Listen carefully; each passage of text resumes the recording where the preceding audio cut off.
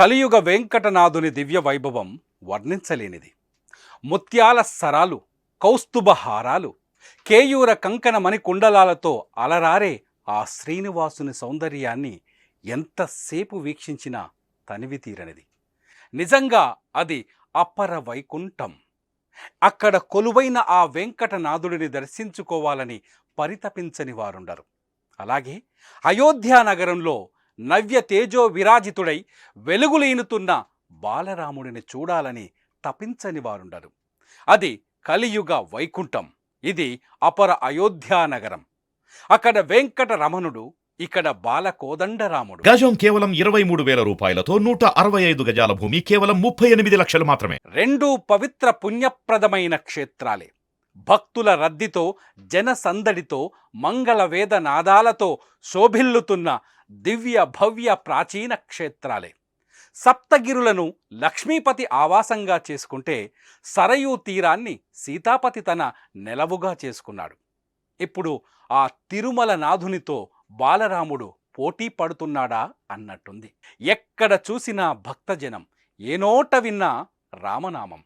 కుప్పలు తెప్పలుగా వచ్చి పడుతున్న ఆదాయం, ప్రసాద వితరణల కోసం తరలి వస్తున్న వస్తు సంభారాలతో నిండిపోతున్న గోడౌన్లు. సమీప కాలంలో ఆదాయంలో ఆ శ్రీనివాసుని మించిపోతాడని అంచనాలు.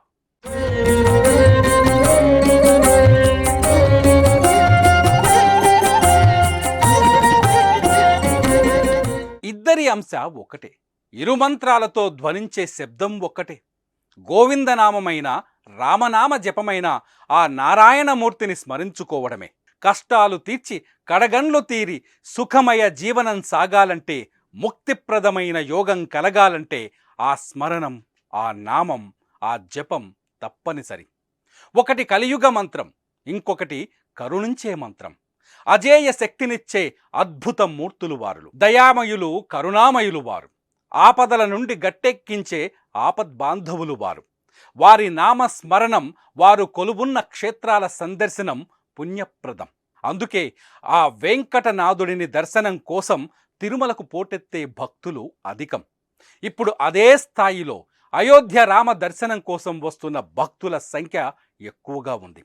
భవిష్యత్తులో భక్తుల తాకిడి మరింత పెరిగే అవకాశం ఉండడంతో ఆలయ ట్రస్ట్ ప్రత్యేక దృష్టి సారించింది. తిరుమలలో మాదిరిగా అయోధ్యలో కూడా భక్తులు వేచి ఉండేందుకు పెద్ద ఎత్తున గ్యాలరీలను నిర్మించాలని భావిస్తోంది. అన్ని రకాలుగా ఇప్పుడు తిరుమలకు పోటీగా మారుతోంది. ఆదాయ రూపేణ కూడా తిరుమలకు ధీటుగా నిలుస్తుందని భావిస్తున్నారు. ఇప్పటికే అనూహ్యంగా విరాళాలు పోటెత్తాయి. ఇక చాలంటున్నా విరాళాలు ఇచ్చేవారు భారీగా ముందుకొస్తున్నారు. నిర్మాణం కోసం వసూలైన వాటిలోనే ఇంకా వేల కోట్ల రూపాయలు మిగిలాయని చెబుతున్నారు.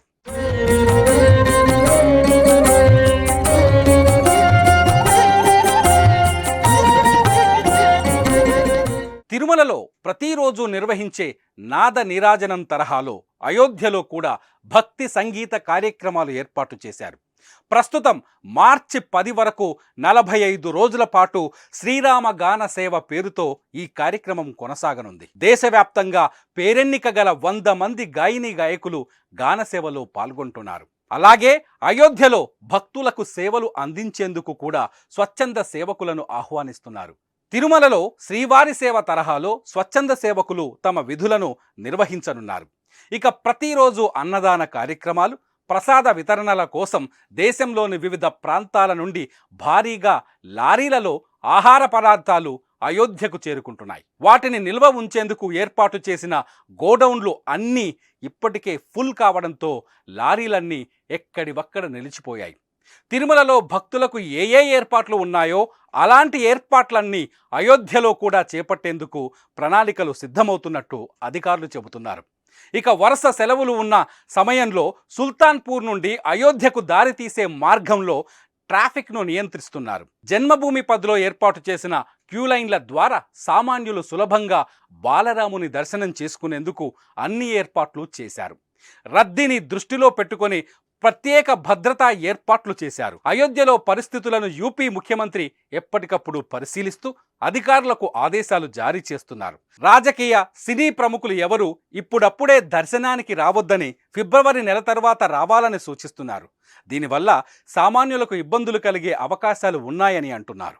రామజన్మభూమి తీర్థ ట్రస్ట్ కల్పించే మౌలిక వసతులకు తోడు పెద్ద మొత్తంలో పెట్టుబడులు పెట్టేందుకు ఎన్నో ప్రముఖ సంస్థలు ఆసక్తి చూపిస్తున్నాయి. ఇప్పటికే వందలాది స్టార్ హోటళ్ల నిర్మాణానికి దరఖాస్తులు పెట్టుకున్నాయి. వరుసగా సెలవులు వస్తే అయోధ్యకు భక్తులు పోటెత్తుతున్నారు. ఉత్తరప్రదేశ్తో పాటు ఇతర రాష్ట్రాల నుండి పెద్ద సంఖ్యలో బాలరాముని దర్శనానికి భక్తులు తరలి వస్తున్నారు. దీంతో దర్శన సమయాలలో కొద్దిపాటి మార్పులు చేశారు. సెలవు రోజులలో భారీగా హుండీ ఆదాయం పెరుగుతున్నట్లు అధికారులు చెబుతున్నారు. రద్దీ తగ్గడం లేదు, భక్తుల తాకిడి ఆగడం లేదు. నగరం మొత్తం కిక్కిరిసిపోతోంది. ఆ బాలరాముడిని దర్శించుకోవాలని, ఆ స్వామి సేవలో తరించాలని, అయోధ్యలో కాలు మోపి మోక్ష సిద్ధిని పొందాలని తరలి వస్తున్న వారి సంఖ్య రోజురోజుకు పెరుగుతూ ఉంది. రానున్న కాలంలో అన్ని రకాలుగా తిరుమలకు పోటీగా అయోధ్య మారడం ఖాయమని భావిస్తున్నారు.